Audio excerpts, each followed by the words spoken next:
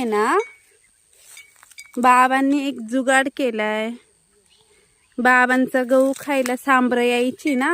हे बघ इकडे गहू आहे बाबांचा. हे काय मग सांबर रात्री यायची ना. मग बाबांना रात्री जागरण करायला लागायचं गहू राखायला.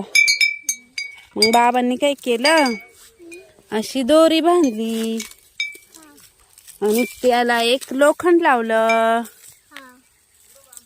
हे काय असं, आणि खाली एक कागद बांधलाय, बाटल्या बांधल्या.